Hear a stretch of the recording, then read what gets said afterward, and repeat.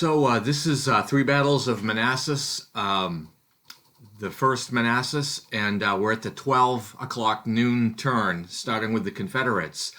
And at this point in the game, General Johnston is having to roll for initiative to become active. He initially wasn't active at the early parts of this battle. So General Beauregard is alone in command, and while he's alone, his command rating is 0. So it limits how many orders he can give and whether they get implemented or not. However, General B sets up his line on Dogan's Ridge and Buck Hill. I don't have that in the picture here, but what I do show here is you can see Holmes' brigade is starting to arrive in column toward the McLean house, and that's where Beauregard is. And you'll also see that General Jones is marching toward Greenleaf Branch. He's gone through Lookout Hill and is heading toward the left side of the picture. And then in this last picture, you see General Jackson marching toward Greenleaf Branch, and he is in the second picture here. You can see New Market off to the left of the picture. That is where Jackson is eventually going to go. Otherwise, there's not a whole lot of action here. But we do go into the Union part of the turn, and McDowell gives an in-person verbal order to Colonel Hunter. Remember, last turn, Colonel Hunter had an emergency, I'll call it division attack stoppage after taking losses. And so McDowell rides over there and gives an in-person verbal. That makes it more likely to be accepted. But I can only do this once per game in this scenario.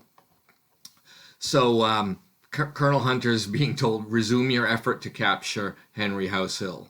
And so Hunter prepares to resume the attack. Meanwhile, as shown in the picture, you see Heinzelman's division. He is now in line formation. He's taking up the western flank of this attack. And he has some artillery detachments here. You can see the 2nd and 3rd Division on his right flank.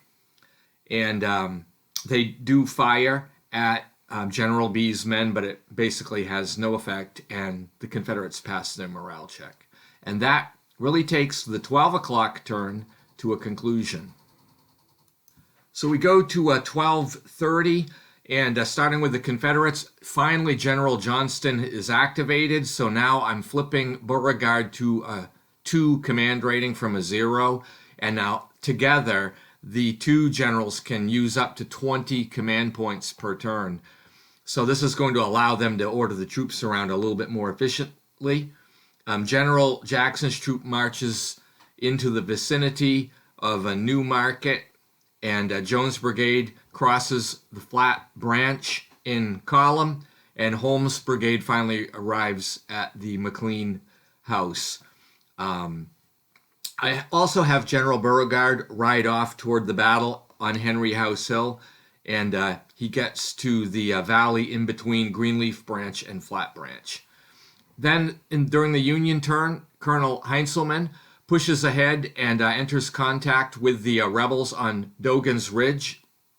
Colonel Wilcox receives some enemy defensive fire, and his brigade is hit hard and takes some losses. He becomes disorganized and ends up falling back. But despite this, Wilcox does fire with some help from his artillery, and General B's brigade suffers some straggler losses from this, but otherwise no real effect.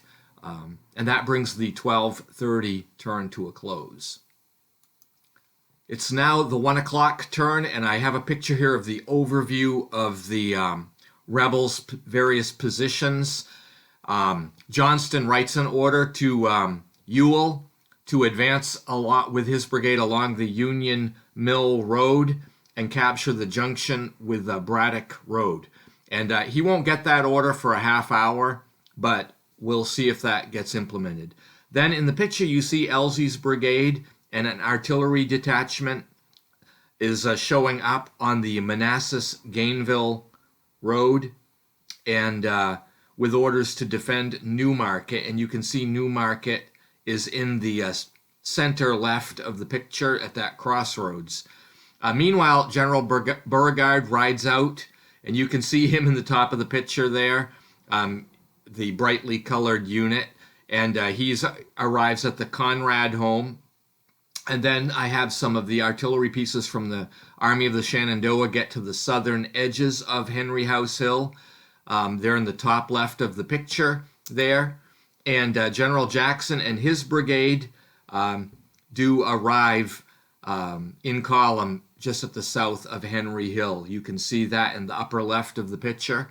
And Jones' brigade, which is in the center picture, is pushing ahead on the Greenleaf branch en route to New Market. That brings us to the Union portion of the turn, and Colonel Howard's brigade enters the northern flank, crossing the Sudley Ford, and gets to the Sudley Church. And here's reports of the action that's going on Dogan's Ridge. And Wilcox, again, is moving into contact with General B. You can see that in the picture here, Wilcox and B's brigades. And he receives some defensive fire and suffers some heavy losses, but he passes a morale check and they don't fall back. And as is often the case, when one side suffers heavy losses, it's because the other side is going low on small arms because of the successful fire. And you can see General B now has that red low small arms supply on his marker. And then during the Union offensive fire, B's unit suffers 2 casualties and 2 straggler losses, and he has to fall back shaken. That brings the 1 o'clock turn to a conclusion. Now we go to the 1:30 turn, and General Johnson has sent orders to General Early to march on to Henry House Hill and defend against enemy attack there. And remember, Henry House Hill is one of those geographic objectives that's worth 3 victory points to whichever side controls it. Early won't get the order until 2 o'clock, so that's a half hour away. So in the meantime, General Ewell receives Johnston's orders to attack along the Union Mill Road, and that order is accepted, so Ewell moves out, and you don't see him in the picture here. Elzey's brigade continues to march toward the Steers home on the Manassas-Sudley Road, and Jones' brigade gets to the crossroads and makes that left at New Market. The picture shows the rebel position on Henry House Hill with B and Jackson and Bartow. And then going to the Union part of the turn, Colonel Howard's brigade continues to march along the Manassas-Sudley Road. They happen to be in column and bypass Hunter's division on Matthews Hill.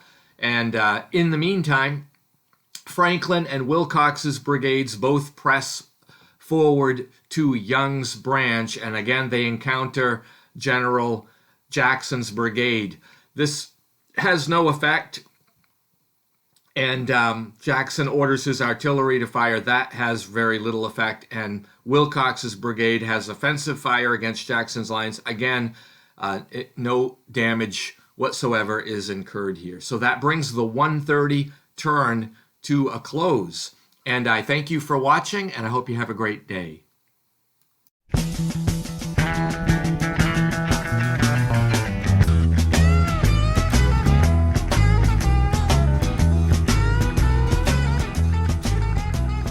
Trucking